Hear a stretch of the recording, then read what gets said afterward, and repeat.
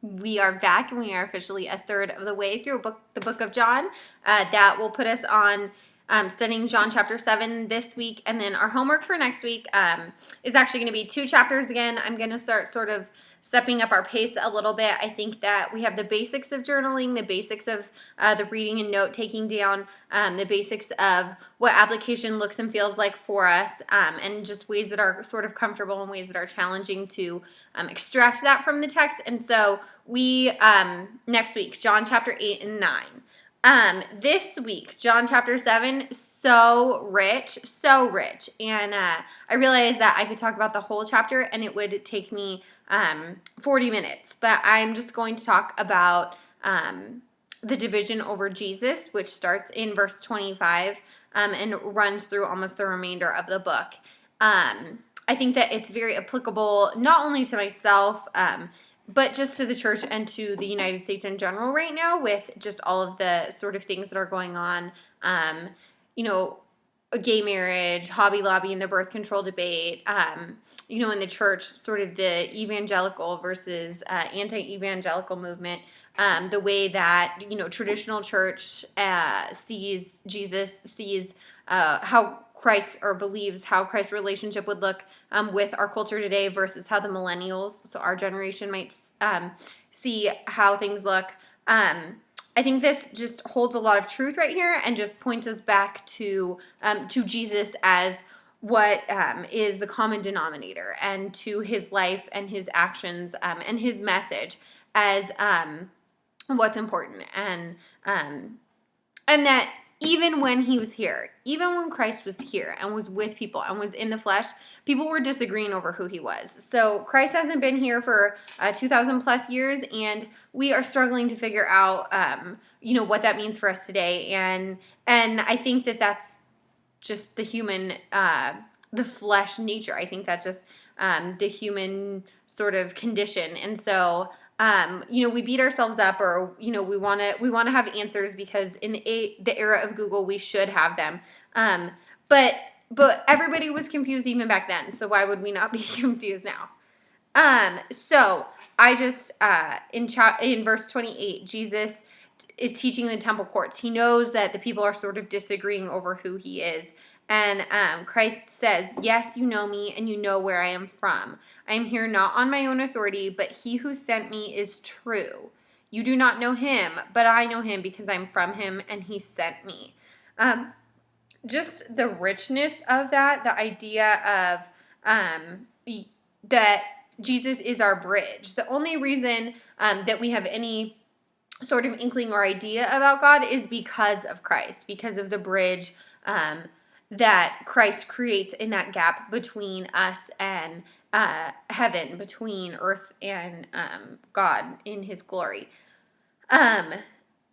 Just the idea that the reason we get to sort of explore, study, wonder, minister for him, for the glory of God, is because of the person and the life that Christ was, and that he afforded to us, and that he asks of us. And so just the idea of this gift of participation in all of this, in all of the glory making, kingdom spreading goodness, is just, I don't know, it just can be a little bit overwhelming, but then can just be exciting, can be what brings us back to Milking Stool and encourages us to go out and to share and to just live passionately, so that people, and live joyfully, so that people look at us and say, you seem to have something figured out. I don't know what it is, because despite not having everything figured out, there's something here that's sort of keeping you grounded, keeping you encouraged, and that we know we can point back to say, Jesus, God, our faith. Jesus goes on to say, "I am with you only for a short time, and then I am going to the one who sent me. You will look for me, but you will not find me, and where I am, you cannot come." I think as people, that's hard to hear. I think it's hard to hear that he's here and he's going to be gone, that we have time with him, and then we have a lot of absence. I guess I equate it back to a breakup. Just the idea of knowing from the beginning it's not going to work out like that, and trying to ignore that, trying to just lean in and engage, and how challenging that is. I know as a high school girl that would not have worked for me, and even as a college girl that wasn't wonderful. And just times of uncertainty, even with Jason when we were dating, and we'd be stressed out about college and things would be tense. And the last thing I would have wanted to hear in that is, oh, you know what? I'm about to get out of here, which is what Christ was saying in the presence of his disciples. And I can just tell you, I would have thrown myself down on the ground in a fit because I don't want to be left. I don't want to feel abandoned. And I would, as a disciple, I would have left my profession and my family to follow Christ in a very literal and physical and immediate way. And then to have him say, I'm going to leave and you're not going to be able to find me. I just wouldn't go over very well. So then the Jews respond, saying to one another, where does this man intend to go? Where will he go? Where are people, will he go here? Will he go there? What did he mean when he said, where, what did all that mean? I think today we're still asking those same questions. I think that we're still, what would Jesus say about Hobby Lobby and birth control? What would Christ say, about gay marriage? What would he do, what laws would he agree with? What laws would he not agree with? How would he feel about marijuana? Would he feel about marijuana?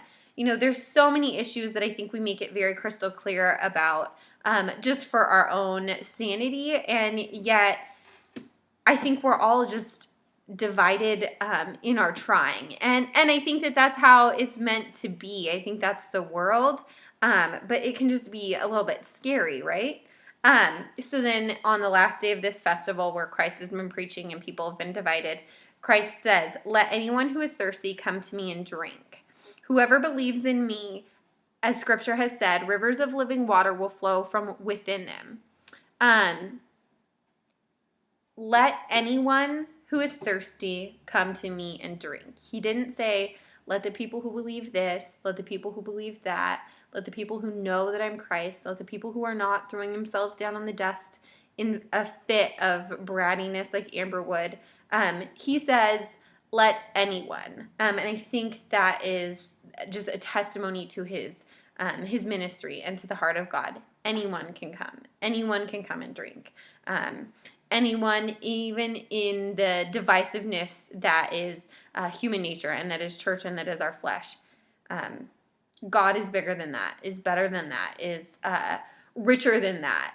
He's not going to run out. So let everyone and anyone come and drink. And that is just really encouraging to me.